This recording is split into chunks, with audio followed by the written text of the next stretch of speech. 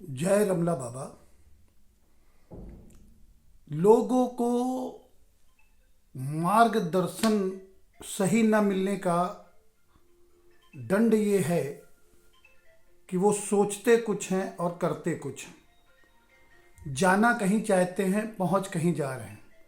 हमारे पूर्वजों ने भी बनाया है कि जाना था जापान, पहुंच गए चीन। जाना था जापान, पहुंच गए चीन। हमारे हिंदू धर्म के जो अनुयायी हैं, इतना भटकाव में हैं, इतना भटकाव है उनके जीवन में कि वो अपने धर्म के बारे में जानते ही नहीं और पूर्णतया मानते भी नहीं, क्योंकि अधकचरा ज्ञान है। दूसरे धर्म के लोग जो आज हिंदुस्तान क्या पूरी दुनिया में धीरे धीरे फैलता जा रहा है, जिसका डर हिंदुस्तान की आवाम को और यहाँ की सरकारों को भी है। हिंदू धर्म के अलावा भारत में मुस्लिम धर्म बहुत तेजी से फैल रहा है, लेकिन देखने में आता है कि मुस्लिम धर्म के अनुयायी वो किसी मंदिर में नहीं जाते और ना ही मंदिर की बनाई हुई व्यवस्था का पालन करते हैं, ना पूजा पद्धति में शामिल होते हैं। लेकिन कुछ हमारे हिंदू भाई वो मंदिर भी जाते हैं और सभी मंदिर जाते हैं, एक मंदिर विशेष नहीं जाते। वो अगर शिव का मंदिर है तो वहाँ पे भी माथा टेक रहे हैं, हनुमान जी का मंदिर है तो वहाँ पे भी माथा टेक रहे हैं, पार्वती का है, दुर्गा का है, किसी भी देवी देवता का है। उनको तो अपने देवी देवताओं के बारे में भी पूरी तरह नहीं पता है कि उनके वो क्यों मान रहे हैं। और उसके बाद भी अगर उनको लगता है, किसी ने बता दिया कि एक नया बाबा पैदा हो गया है या नए भगवान हैं, जैसे कुछ सालों पहले पिक्चरों में प्रचार प्रसार की वजह से एक साईं राम आ गए थे।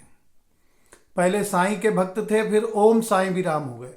जब देखा उन्होंने कि राम का नाम लगा देने से साईं का महत्व बढ़ जा रहा है, तो गानों में भी बना दिया ओम साईं राम। साईं की पालकी, साईं के भगत बहुत बढ़ गए। अब प्रभु की कृपा हुई तो एक सा खाटू श्याम बाबा भी आ गए। जगह जगह मंदिर बन रहे हैं, उनके उनके अनुयायी भी बढ़ते जा रहे हैं। पुराने भगवानों को वो छोड़ रहे हैं।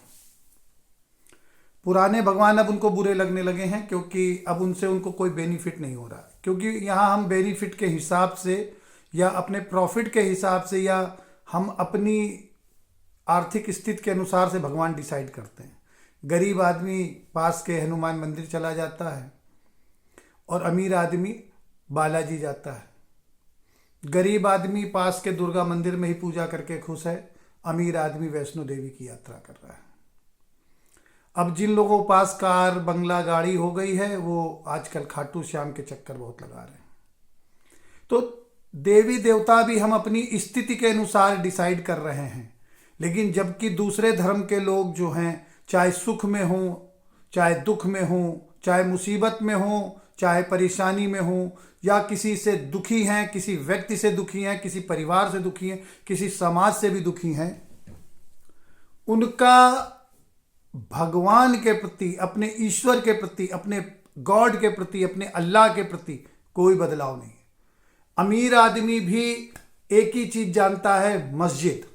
गरीब आदमी भी एक ही चीज जानता है, मस्जिद। और परेशान व्यक्ति भी जानता है, मस्जिद।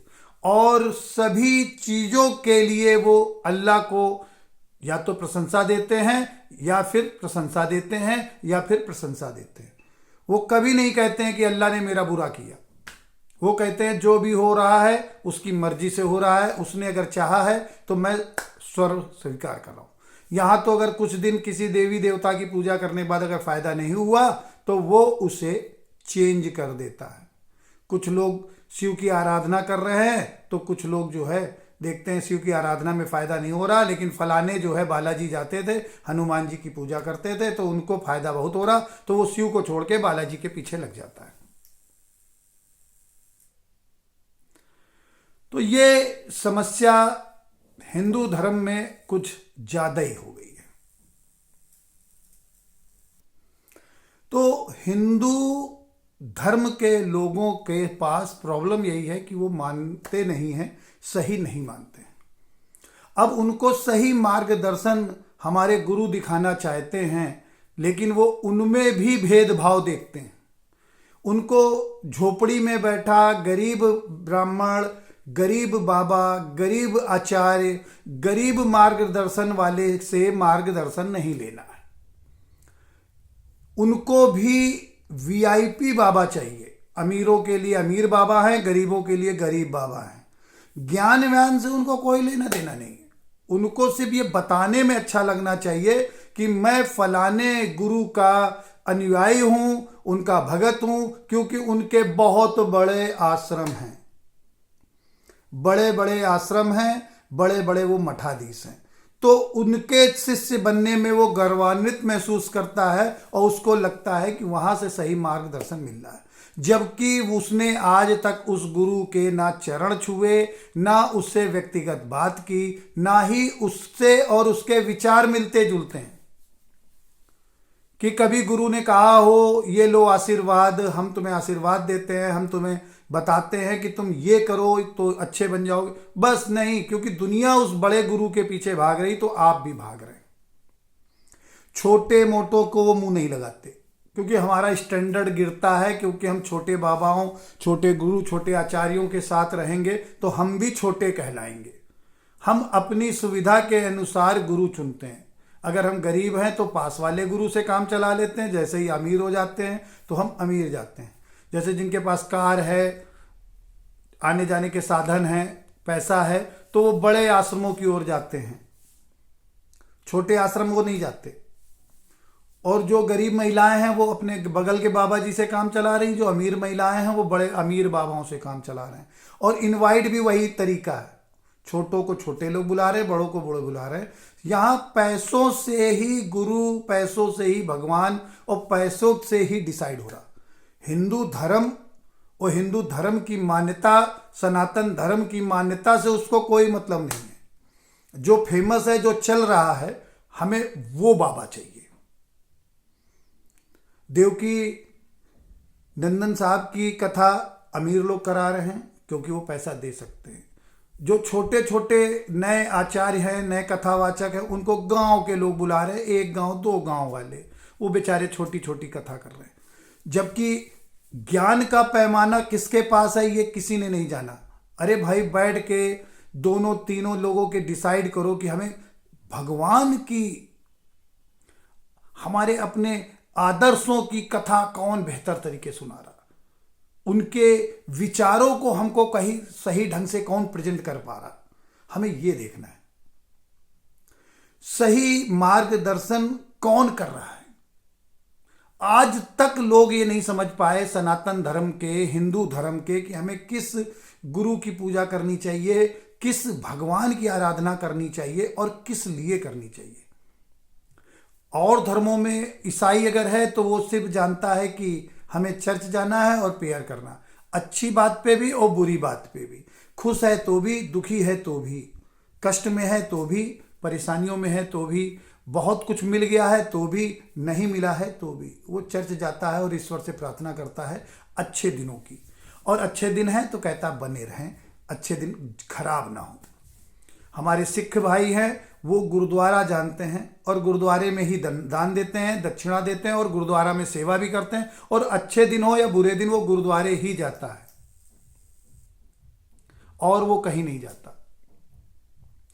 लेकिन मुस्लिम समुदाय भी वही है, उसका एक ही मंजिल है काबा, एक ही मंजिल है मस्जिद, एक ही जगह है। वो तो मजार पे भी नहीं जाता, मजार पे तो हिंदू धर्म के लोग जा रहे हैं। क्योंकि मुस्लिम धर्म में तो मरे हुए व्यक्ति की पूजा ही लिखी नहीं है। मुझे कभी मजार में, कभी मुसलमानों को ज़्यादा कुछ करते नहीं देखा, लेकिन हिंदू धर्म के लोग बड़ी चादरें चढ़ा रहे हैं। राजनीतिक स्वार्थ के लिए बाबा जोगी भी खूब चढ़ा रहे हैं, हिंदू धर्म के अनुयायी भी खूब चढ़ा रहे हैं। लेकिन क्या दूसरे धर्म के लोग मंदिर में आ रहे हैं, मस्जिद में आ रहे हैं? नहीं।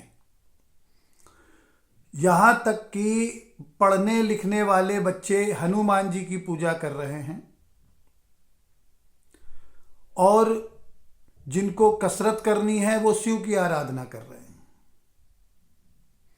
किसी को ये पता ही नहीं है कि किस भगवान की, किस देवी की, किस देवता की पूजा हमें करनी चाहिए।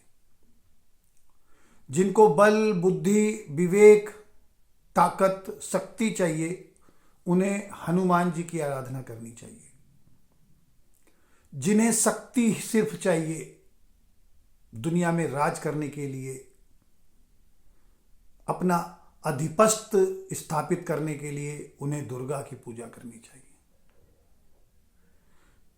जिन्हें विद्या चाहिए, ज्ञान चाहिए, उन्हें विद्या की देवी सरस्वती की पूजा करनी चाहिए। जो धन के कमाने में इच्छुक रहते हैं, जिनको सिर्फ धन से मतलब है, उनको समाज से कोई मतलब नहीं, उनको बस पैसा पैसा पैसा चाहिए, वो लक्ष्मी की पूजा करते हैं।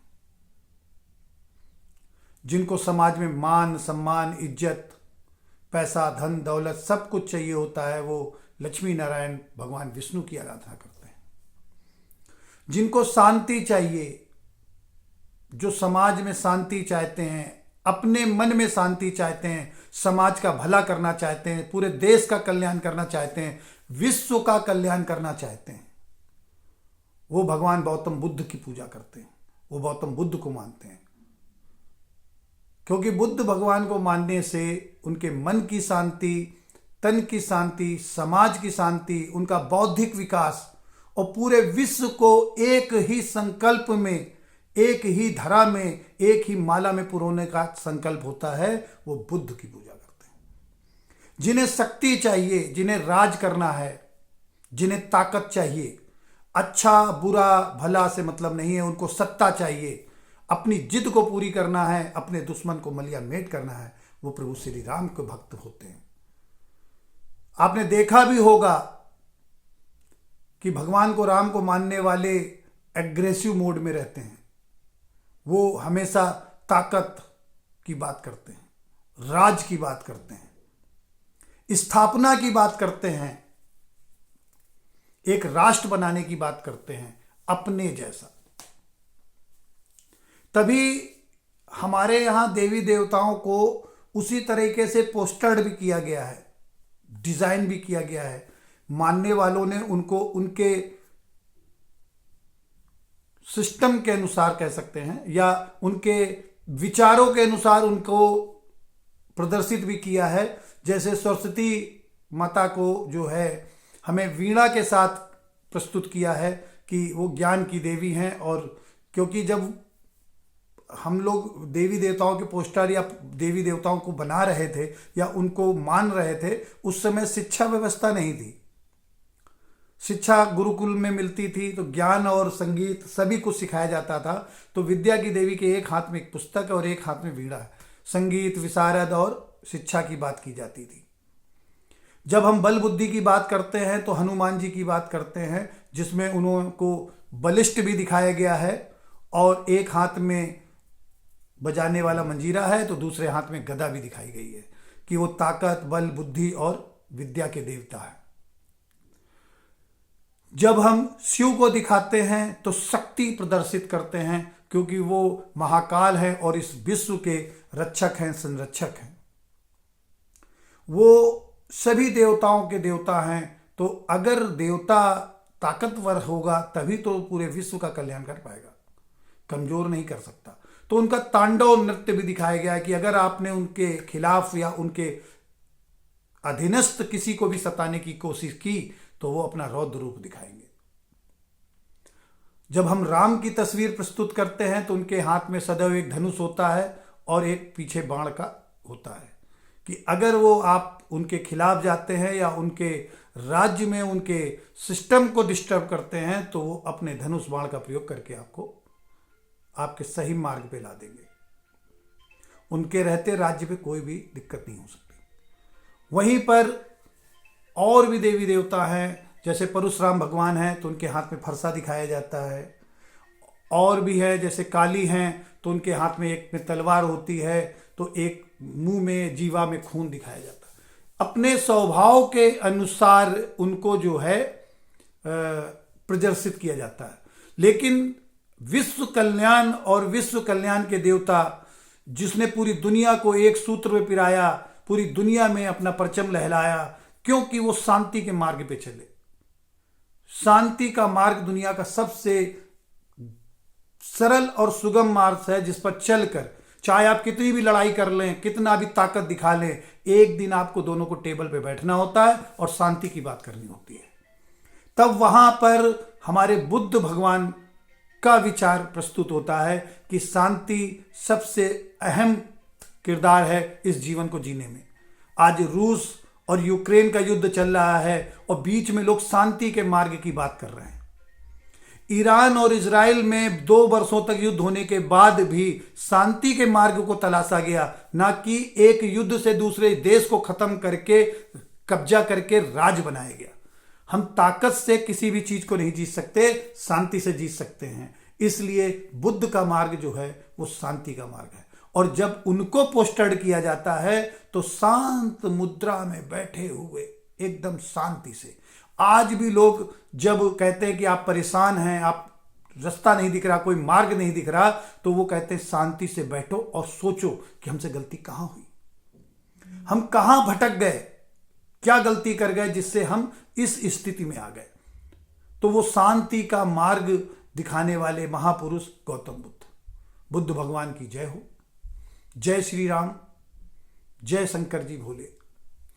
हिंदू धर्म में यही प्रॉब्लम है कि हम खुद नहीं समझ पा रहे कि मुझे किसका अनुयायी बनना है।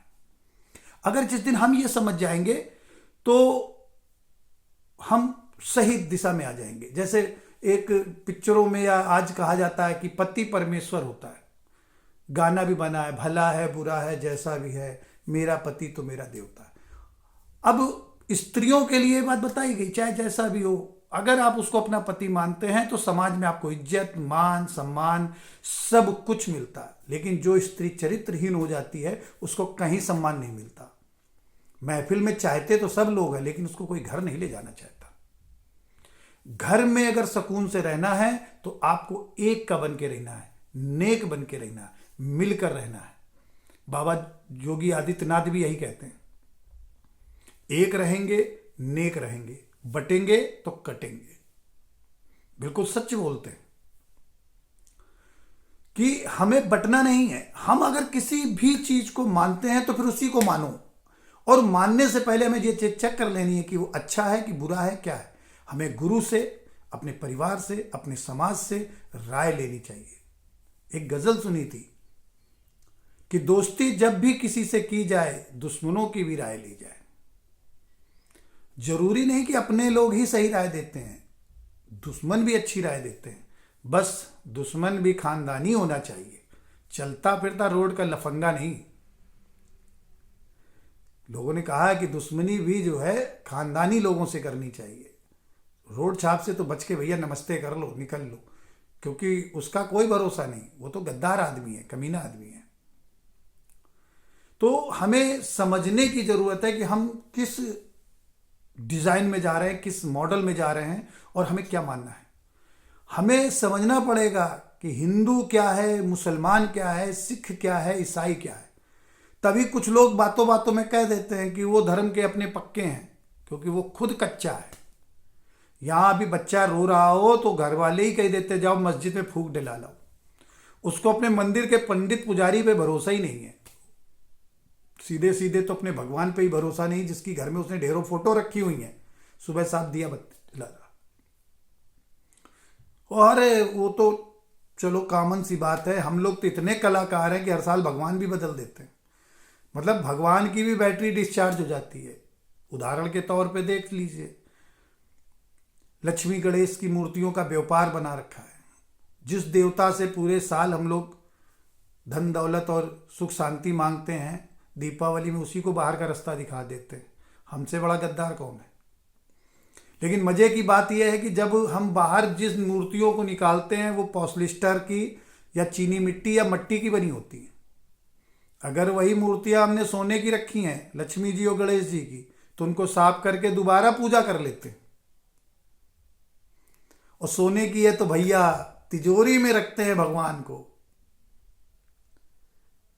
मजे की बात है, हमने पहले ही बोला कि पूजा पाठ गुरु, देवी, देवता, आश्रम, आचार्य,